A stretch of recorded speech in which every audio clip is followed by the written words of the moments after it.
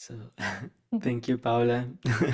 Again, now in English because we were recording in Spanish before now. But thank you so much for accepting this interview and this share of your experience to the Awareness Intensive who is in process.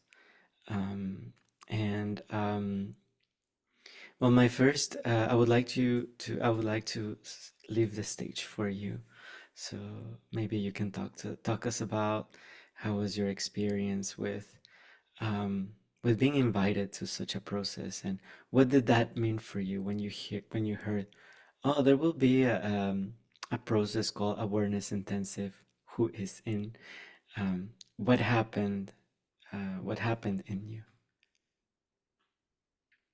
Yeah, so well, I received the invitation from you to the retreat. You were the first one talking to me about it, and I was not aware of what an awareness intensive retreat was. I've never heard of such a thing before, and well, I was called. Big part of it was because of you, right? Like we have been working together for a while, and like, you know, there is the trust already built, and to me, you know, if you were saying that it was a good retreat for me, then of course, you know, like there is this bigger drive to do it without really questioning it, right? Because you know in which stage of, let's say, my process I am, and I could be, or I was, and probably it felt that you sense that I needed this one, or that it could be good for me.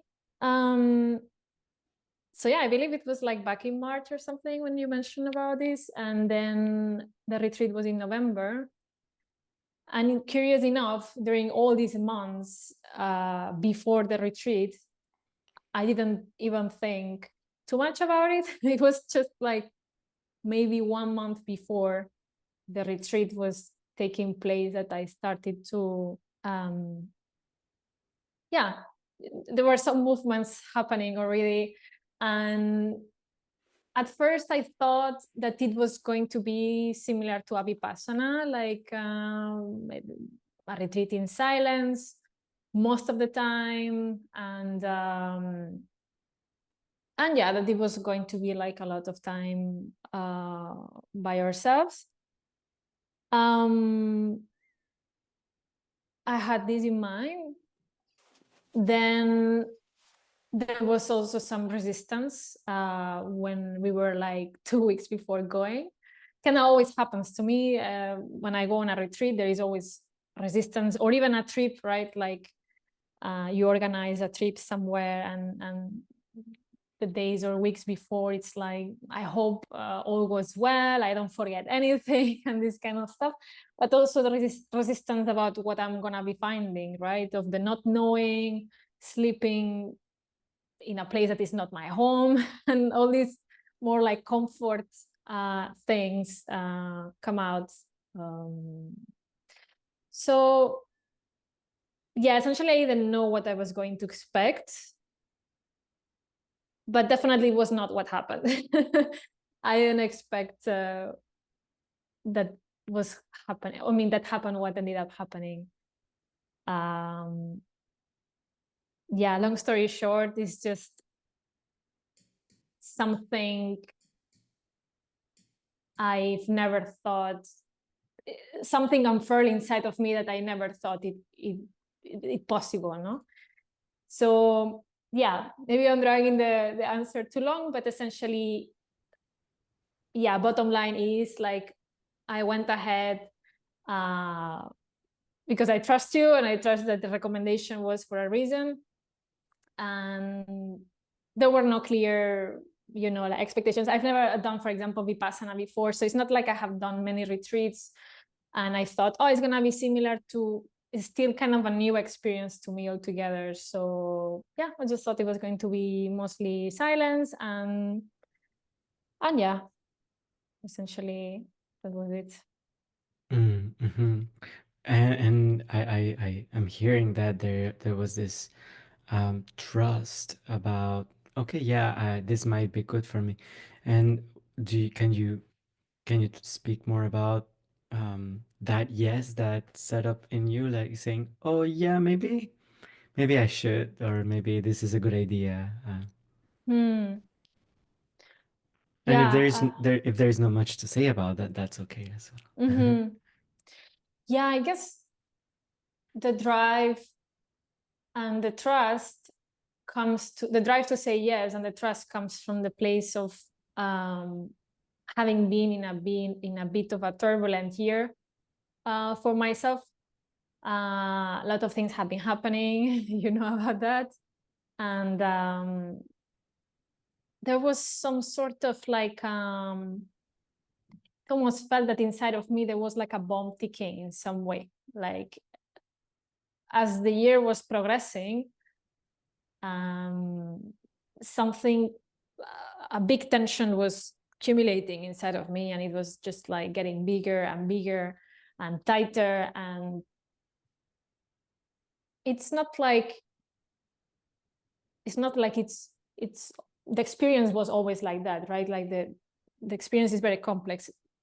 I feel that this year particularly I have been working a lot on myself through breathwork, and that helped me uncover a lot of like the narratives that I was telling myself about things that happened to me in the past. And I also have been studying somatic integrative trauma course, which gave me also tools to identify in which state is my nervous system right now, and so on and so forth. So it has been a year of investing a lot in learning more about how my body functions, my nervous system functions, and how the trauma has affected me and is still affecting me in different areas of my life.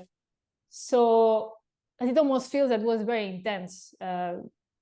Like I got into it, and it's like a deep dive, a deep investigation, and this can also overwhelm the system. No, well, if sometimes if when we start digging too much, like you go out this window, this threshold of tolerance, right? And I felt that I was still navigating those waters, going out of my window of tolerance, while still learning what that was for me and what is my threshold.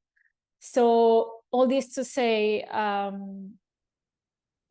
think the retreat came on the right time, because there was this conviction inside of me that there was something still wrong that I needed to fix.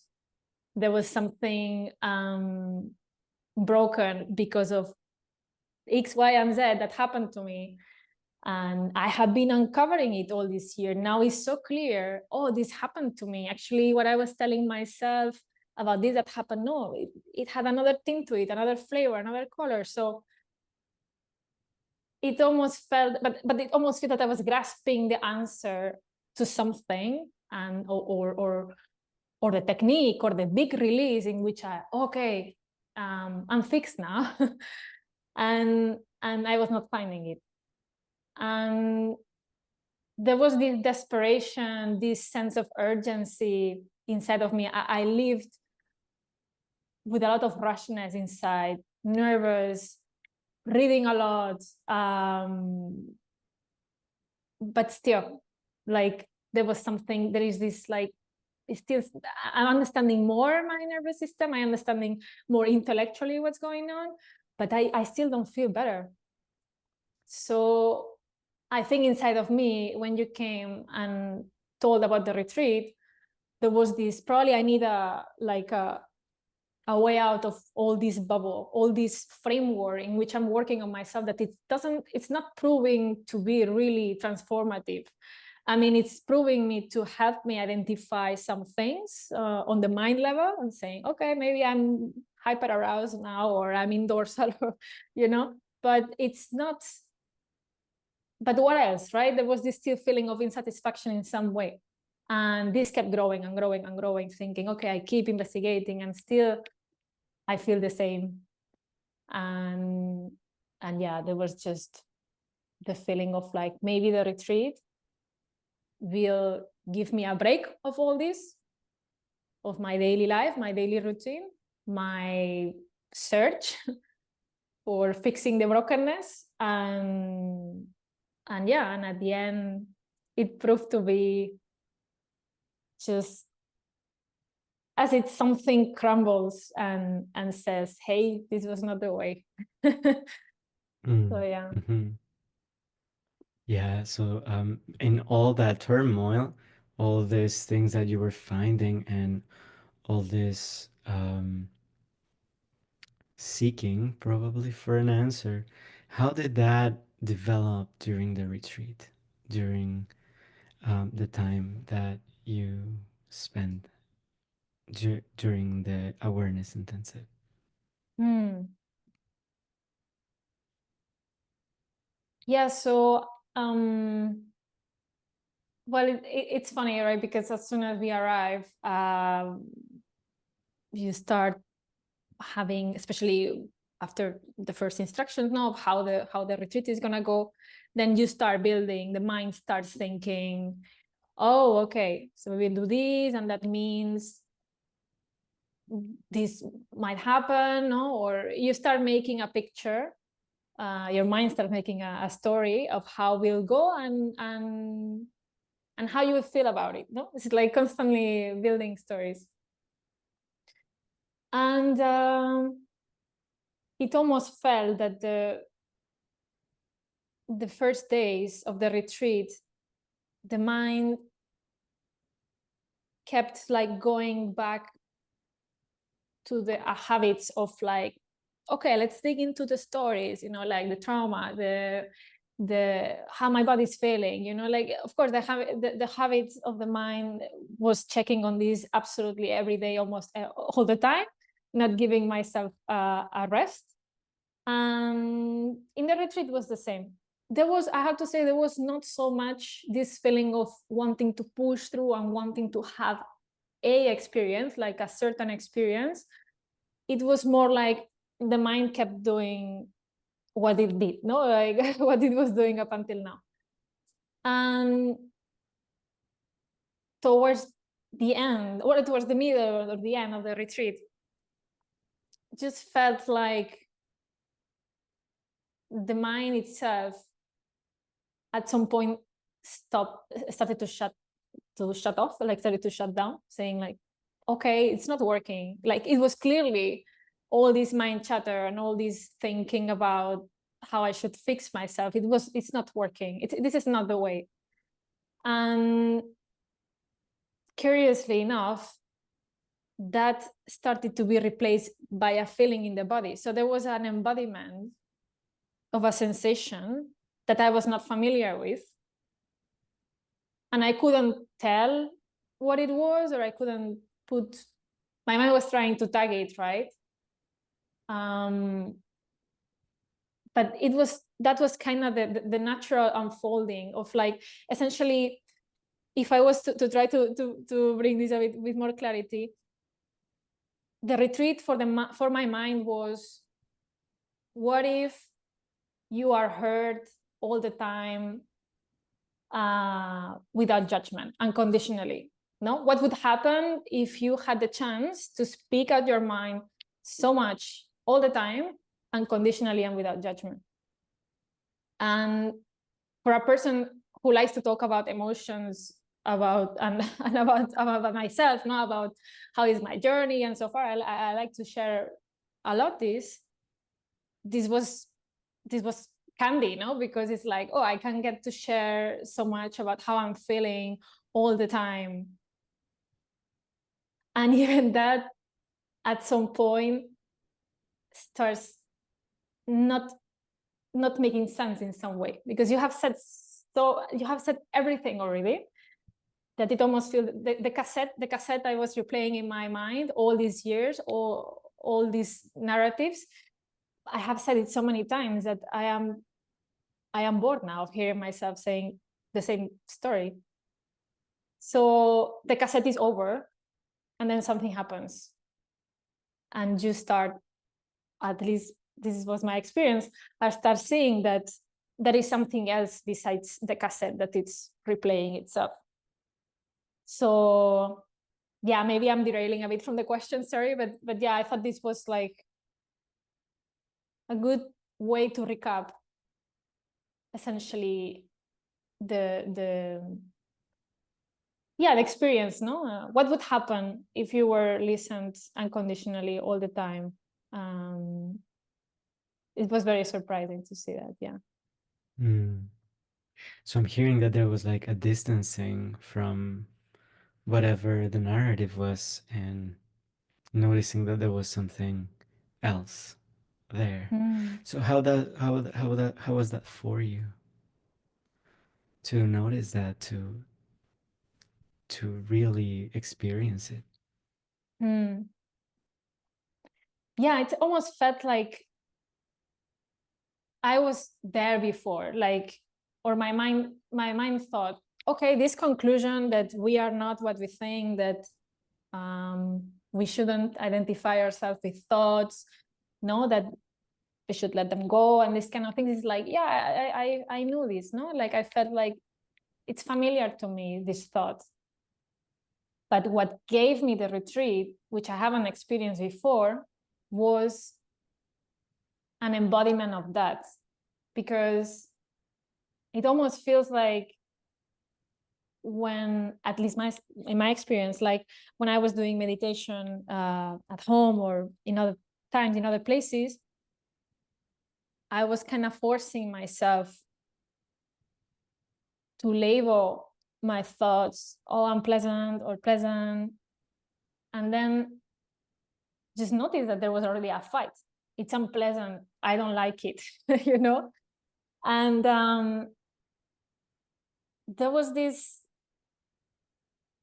in the retreat, there was this feeling of genuine curiosity, which I felt that I fully embodied. Whereas when I have done it before, there was what's so-called genuine curiosity, but it was not really. I noticed then in the retreat that it was, before it was more like passive aggressiveness of like, oh yeah, this is unpleasant, I'm curious, I let it go, but inside of me there was this itching of like, yeah, I wish I didn't have these thoughts, you know what I mean? And it was just like, there was non-acceptance.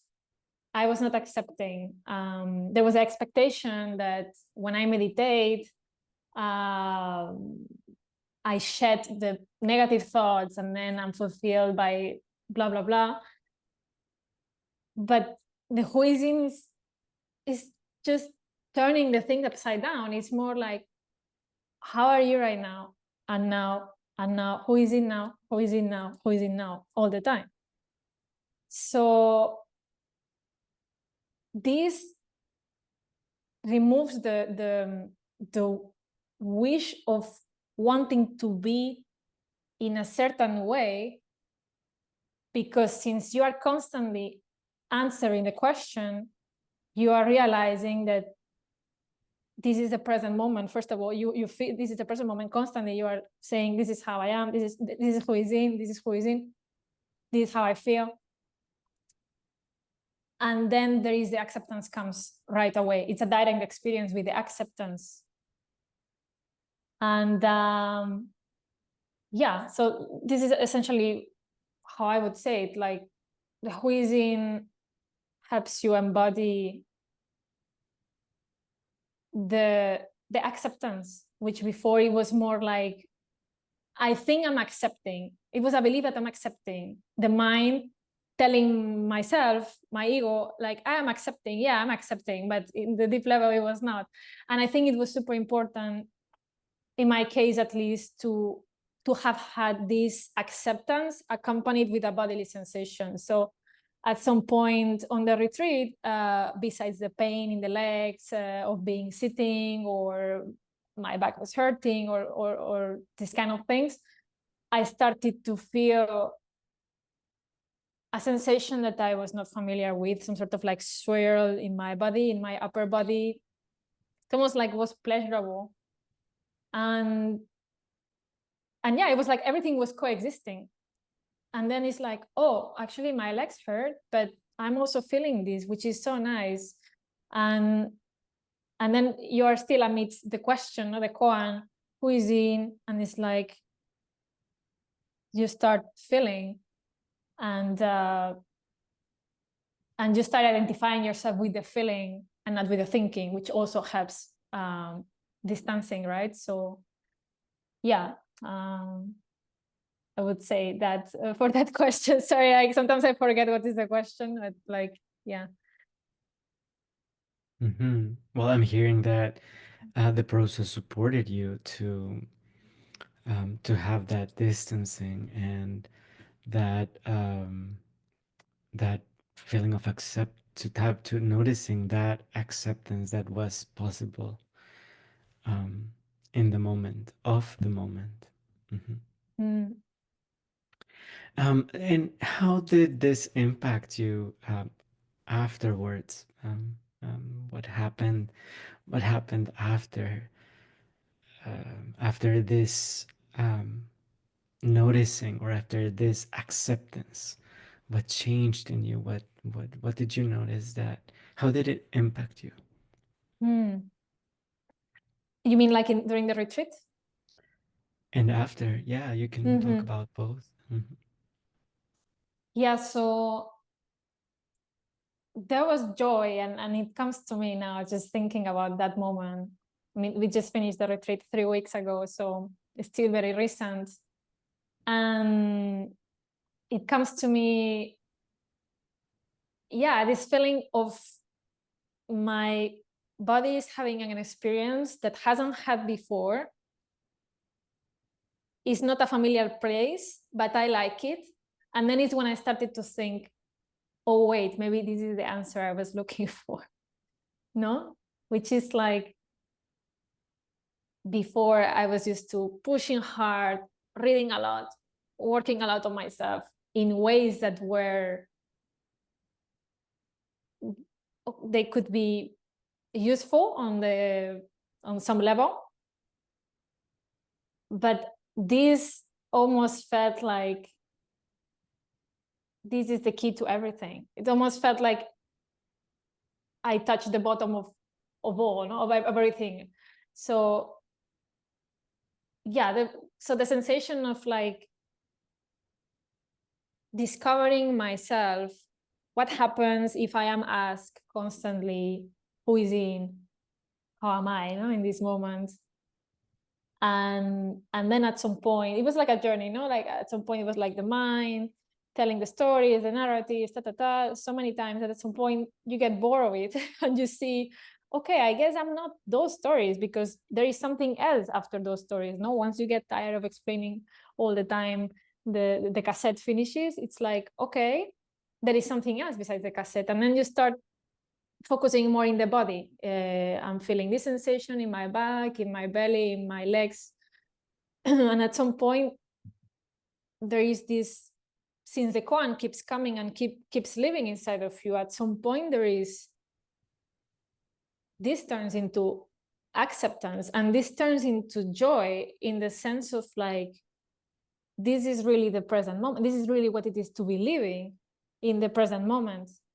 And it's funny because between these two stages, when you start focusing more in the body, still the mind, of course, comes and says, for example, my legs hurt. No, when you start getting in touch more with your body, my legs hurt. And then the mind is like, yeah, because you don't do sport enough. And if you would do sport enough, then it wouldn't hurt you. And then, and again, you're a bit, but then you see it from that distance that you are like, okay, I see what you are doing here. So at some point, the bodily sensation, seeing this trick of the mind, so to speak, brings you a sense of joy. And it's almost feeling like, oh, I got what this is about now. And then there is the acceptance of like, okay, this is happening, but this is also happening. And myself, my experience keeps unfolding at every moment. And yeah, and again, I think what is key is that, at least what I felt was this replacing, no, because sometimes we are like meditating and we are like, okay, the thoughts, I accept them with curiosity, what I said earlier. But then there is nothing that replaces it. There is just our mind trying to say, yeah, I am accepting. But then how it is to feel that acceptance? Up until now, up until the retreat, my acceptance was me telling myself, I am accepting my thoughts and my emotions and whatever. But I just noticed that real acceptance, or what it seems to be real acceptance, it comes with a bodily sensation. And there was pleasure, there was joy, there was connection with everything. I don't know, with all the beings, with the cosmos, in some sense of feeling like some sort of the energy of life itself flowing through you. And this was the feeling of like, okay, I see, like this is what it is to feel. This is the aliveness, no, in itself. This is like the human experience at the bottom of it all. We all come from this energy of creation, no? And we are here because of that. So embodying that was the acceptance of the full acceptance of our experience. And yeah, there was this, I keep thinking that there was this feeling of this is it, no? Of feeling, I guess this is it. Like there is nothing to fix, because just pay attention to what you are feeling right now. You know, in my case, there were narratives of like, I cannot feel pleasure, real joy, because I'm a very responsible person and I have never been, you know, I work, I am like that, I work like that, and I am damned that I won't have this joyfulness ever fully expressed. All this went to the ground, crumbled and went to the ground as I felt that all over my body. And it was like, it's not that I cannot be joyful, it's that I am joyful. There is the joy here, I'm living it right now. And there is the acceptance, there is pleasure as well, I'm living it right now. And yeah, I think to me that was key. And I just, at the very end of the retreat and after, now this time after the retreat, still the joy of remembering, it felt that I touched on something that is way deeper, um, way deeper than one can put into words, right? It's like the words, you can try to describe it, but it's hard to describe the sensations and to describe this feeling of connection. But bottom line is like, it's acceptance. And since then, I have been keeping the koan alive inside of me as much as I could, asking myself the koan in the morning, at any time, and at any moment as well, because there was this idea as well inside of me of like, okay, when we are meditating, we put ourselves in very much this sacred posture, no? And things are very, you know, sometimes can feel stagnant. But sometimes I'm just washing the dishes and I'm asking myself, who is in? Because at every moment we can be inquiring, no? So yeah, and I believe since then I am feeling, taking the things way more light.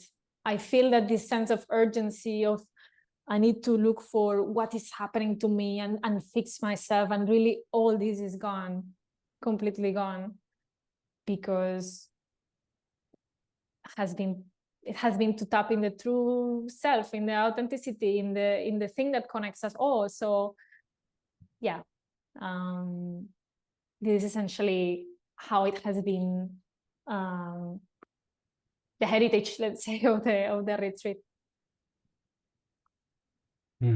Yeah, beautiful. What a beautiful explanation, or no explanation, but sharing of your experience. Um, is there something, would you that, or would you, is there, would you do it again? Would you do the process again, and why? Certainly, I would. after having this unfolding. Hmm. Yeah, certainly I would for sure. I wouldn't think it twice. I want to go next year, or whenever it's done.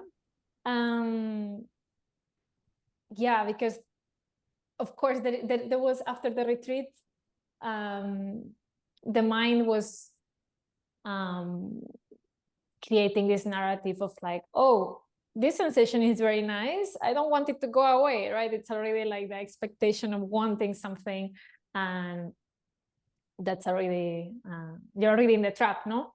Um,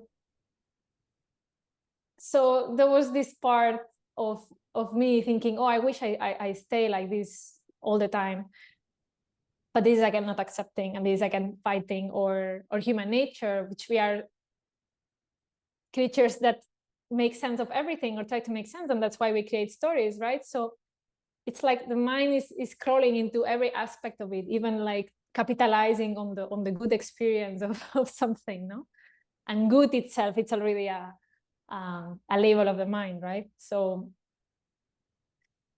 yeah, I would repeat it for sure, because this is a constant job, right? Like this is a constant work. It never ends, and it's good to remind ourselves of what is the truth, and what is really deep there. But I just feel that, yeah, having tapped at it, you almost feel like I really want to live this again, almost as some sort of like a detox or a cleanse.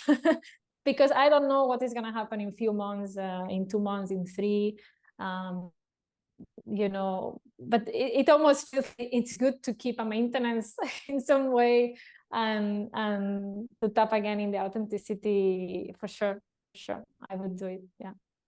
Mm. Yeah, it's a powerful experience that, and um yeah, and every time it's a different experience as well. Just like Mm, every moment. exactly, exactly. Yeah.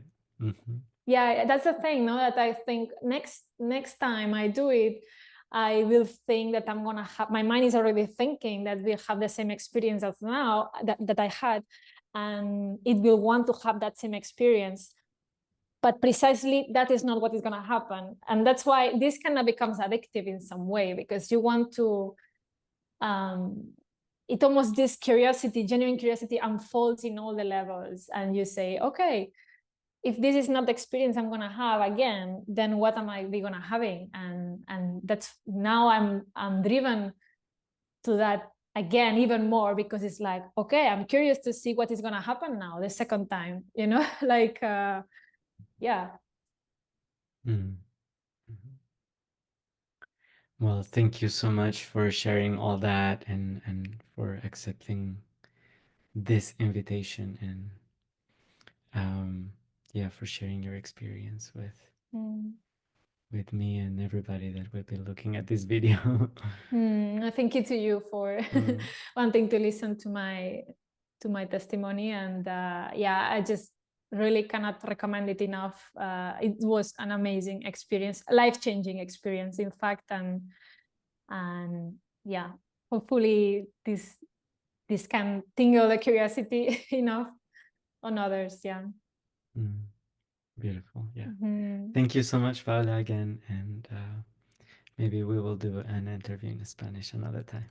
Mm-hmm. Okay. Thank you so much. Thank you.